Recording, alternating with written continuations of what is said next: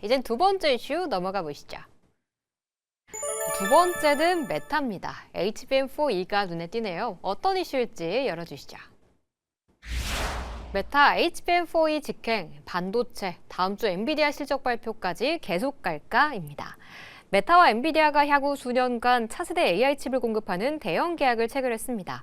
단순 GPU 판매를 넘어서 국내 반도체 업계의 핵심 수익원인 HBM4 수요가 본격적으로 확대될 것이란 기대감이 커지고 있는데요. 이 뉴스가 국내 반도체주들에 미치는 영향은 어느 정도일까요? 일단 오늘은 좀 제한적이었죠. 전반적으로 제한적이었고 그 얘기는 뭐냐면은 엔비디아 실적 발표일이 지금 25일로 예정되어 있는데 그때까지는 조금 관망세로 대응을 하겠다 이렇게 좀 우리가 해석을 해볼 수가 있겠거든요. 근데 또 하나 의미가 있습니다. 뭐냐면은 여러분들도 아시겠지만은 지금 AI 빅테크 기업들이 뭐 특정 GPU만 쓰려고 하는 게 아닙니다. 자체적으로 개발하는 것도 있고 커스텀하려고 하는 움직임도 있는데 그러면서 이제 AI 개발 경쟁이 가속화가 되고 있어요. 그러면서 엔비디아가 입지가 흔들리는 게 아닌가 이런 얘기도 나왔었는데 이번에 다시 한번 증명을 했죠. 엔비디아 아직 짱짱하다. 일단 메타랑 계약을 했습니다. 계약을 했고 메타 같은 경우는 단순히 GPU, CPU 나눠 사는 게 아니라 AI 인프라에 최대 1,350억 달러를 투자하겠다. 이렇게 공언을 했습니다. 그러면서 이거는 그냥 단순 기대감이 아니에요. 확정된 수요입니다. 그래서 지금 AI 같은 경우는 계속해서 경쟁이 가속화되고 있다. 이렇게 좀 보시면 좋을 것 같고 그 중심에 엔비디아 실적이 굉장히 중요한데요. 이번에 실적 발표에서 우리가 봐야 될 것들은 정해져 있습니다. 일단 가장 중요한 게 GPU 출하량을 좀 보셔야 되고요. 그리고 HBM 탑재량을 또 보셔야 됩니다. 탑재량 보셔야 되고 그러면서 이제 가이던스라든가 이제 기타 등등을 보셔야 되는데 일단 아직까지는 관망세가 짙은 상황이에요. 짙은 상황이고 이번에 실적 발표가 변곡점이 되지 않을까 저는 이렇게 보고 있기 때문에 우선 지금 시점에서는 어느 정도 변동성이 더해질 수밖에 없습니다. 더해질 수밖에 없고 그래도 이제 상대적으로 덜 오른 이제 소부장 같은 경우는 그럼에도 불구하고 저는 중장기적 관점에서는 분할 매수로 봐야 된다 이렇게 좀 말씀을 드리고 싶고요. 일단 가장 중요한 건 뭐냐면은 실적 발표 앞두고서는 크게 시세 분출하기가 어려운 상황이다 이렇게 볼 수 있는 게 지금 전반적으로 수급이 분산되고 있습니다. 지금 이제 계속해서 우리가 얘기했던 것도 증권주라든지 2차 전지 이렇게 다양한 섹터로 지금 수급이 분산이 되고 있기 때문에 결국에는 반도체주로 다시 한번 수급 쏠림 현상이 나오려면은 엔비디아 실적에서 어느 정도 확인을 시켜줘야 됩니다. 시장의 기대치에 부합을 하는지 그렇지 못한지 어느 정도 확인을 시켜줘야 되고 지금 사실 기대치가 많이 높아졌죠. 많이 높아진 게 지금 AI 빅테크 기업들 같은 경우는 계속해서 투자를 확대하다 보니까 엔비디아는 압박을 받을 수밖에 없어요. 그러니까 시장의 눈높이는 계속 올라가고 있습니다. 이거를 확인시켜주는 게 25일이기 때문에 우선 그 전까지는 변동성이 더해질 수밖에 없다. 여러분들도 아시겠지만은 중장기적으로는 우상향이 맞습니다. 그럼에도 불구하고 단기 고점에서 잡을 필요는 없기 때문에 지금 시점에서는 약간 우리도 같이 관망세로 대응하시는 게 좋을 것 같고요. 일단 25일 엔비디아 실적 여러분들 꼭 체크하시면 좋을 것 같습니다. 실적까지는 조금 관망해야 된다라고 좀 말씀을 주셨는데 그러다 보니까 또 삼성전자에 대한 궁금증도 커져서요. 대표님 삼성전자가 최근 계속 매일 올라가고 있거든요. 벌써 19만 전자까지 앞두고 있는데 지금 관해서 그러면 어느 정도 수익 실현을 해야 되나요?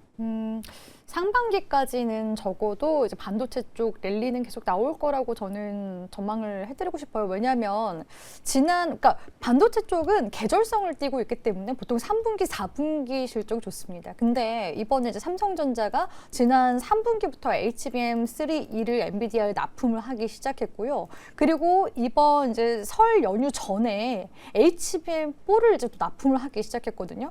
그러는 와중에 지금 범용 반도체 가격도 계속해서 지금 상승 중에 있기 때문에 지금 삼성전자 쪽에서도 지금 투트랙 전략 구사하겠다라는 목소리가 지금 계속 높아지고 있는 그런 시기입니다. 그래서 이번 1분기 같은 경우에는 오히려 지난 4분기 때보다 영업이익이나 실적에 대한 기대감이 더 클 수가 있어서 그러면은 1분기 실적 발표가 나오는 3월 이제 중순에서 4월 달까지도 사실 이제 반도체 랠리가 이어질 수 있다라는 이야기로 귀결이 될 수밖에 없거든요. 그리고 사실 이제 삼성전자가 지금 모멘텀이 또 추가적으로 또 들어오고 있는 부분들이 지금 HBM4에서 가장 먼저 일단은 기술력에 이제 우위에 있다라는 것을 보여주기 위해서 원래는 설 연휴 이후에 납품을 하기로 했었는데 연휴 전에 일찌감치 지금 어떻게 보면은 납품을 이제 시작을 해버렸어요. 그러면서 이제 기술적인 우위가 이제 우리가 이제 있다라는 걸 보여주면서 앞으로 계속 이제 엔비디아도 새로운 그런 이제 세대의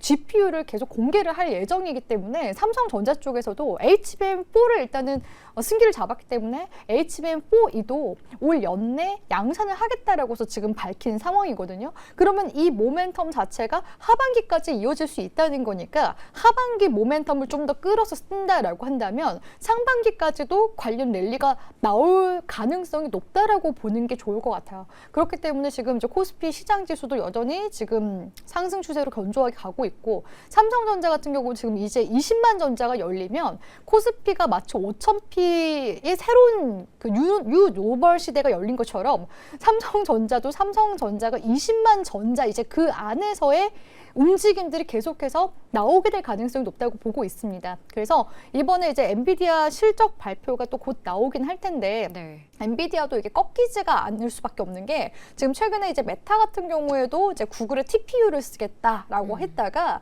다시 그걸 이제 번복을 하면서 이제 엔비디아의 CPU까지도 우리가 같이 이제 쓰겠습니다 하면서 이야기를 되돌렸어요. 그러니까 지금 최근에 엔비디아 진영과 비엔비디아 진영으로 가고 있긴 하지만 엔비디아가 지금 추구하는 방향성 자체가 AI 칩을 넘어서 AI 인프라를 이제 구축하겠다라는 거거든요. 이거는 마치 애플이 아이폰 그리고 맥북 이런 것들을 다 하나로 연결시키는 것처럼 엔비디아도 그런 이제 AI 인프라를 조성을 해서 엔비디아 없으면 안 돼. 이런 지금 인프라를 조성하겠다라는 그런 이제 의지로 보이기 때문에 엔비디아가 실적 발표가 나온다라고 했을 때 사실 엔비디아는 계속 실적은 늘 항상 좋게 나왔어요. 그래서 이거는 이제 미증시 관점에서 이제 나스닥 시장 지수를 끌어올릴 만한 모멘텀이 되느냐 이 부분으로 보시는 게 좋을 것 같고 사실 이제 엔비디아 비엔비디아 진영으로 가면은 우리는 그런 이제 고래 싸움에 새우는 춤을 추는 그러니까 SK 하이닉스나 삼성전자 HBM이 더 많이 수요로 할 수밖에 없기 때문에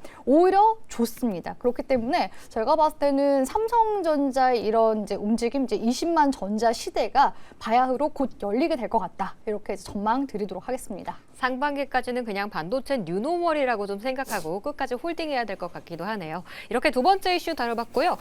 또 하나 더 좀 체크를 해보자면 태양광이 사실은 저가 매력도도 있지만 차세대 에너지의 좀 축으로 부각되고 있는 상태잖아요. 태양광 같은 경우 지금이라도 담아야 되나요? 일단 태양광 같은 경우는 지금 시점에서도 저는 괜찮다라고 보고 있습니다. 왜 그러냐면은 태양광 같은 경우 여러분들 아시다시피 밸류체인 전 세계적으로 봤을 때 중국 의존도가 굉장히 높습니다. 근데 지금 이거를 재편하려고 하는 움직임이 어디서 나오냐? 바로 미국에서 나오고 있습니다. 그러면서 이제 하나솔루션 같은 경우도 지금 최근에 가장 큰 상승이 나왔던 이유가 뭐냐면은 일단은 태양광 관련 이슈가 굉장히 많았는데 뭐 하나솔루션이 가장 중요한 이유가 있습니다. 하나솔루션 같은 경우는 태양광 밸류체인을 미국에다가 지금 구축을 하고 있습니다. 그래서 가장 큰 기대감이 반영이 됐고 태양광 저는 나쁘지 않다라고 보고 있습니다. 왜 그러냐면은 지금 이제 우주 데이터 센터라는 테마가 또 나왔는데 여러분들도 아시겠지만 AI가 전력을 먹는 게 말도 안 됩니다. 일반 검색할 때랑 AI 검색할 때 10배를 먹어요. 10배를 먹고 우주 관점으로 봤을 때 전력망 선택지가 없습니다. 태양광밖에 없어요. 그래서 태양광 지금 투자 심리가 개선되고 있는 시점이고 여러분들도 아시겠지만 신재생 에너지 많습니다. 결과적으로 봤을 때는 비용 면에서는 효율이 좀 떨어져요. 그러니까 LCOE 그러니까 발전 단가를 봤을 때 아직까지 그렇게 매력이 높진 않습니다. 그래서 신재생 에너지가 아직까지는 활성화 못된 상태인데 그럼에도 불구하고 태양광 같은 경우는 계속해서 투자 심리가 개선이 되고 있고 지금 또다시 우주라는 테마가 덧붙여지면서 시장 확장성이 더해지고 있어요. 그래서 태양광 같은 경우는 저는 단기적으로 보나 중장기적으로 보나 나쁘지 않다라고 보고 있고 전체적으로 봤을 때는 장기 성장 사이클의 초입 구간이다 이렇게 좀 보고 있기 때문에 태양광 갖고 계신 분들이나 아니면 관심 갖고 계신 분들은 좀 더 지켜보셔도 좋을 것 같습니다.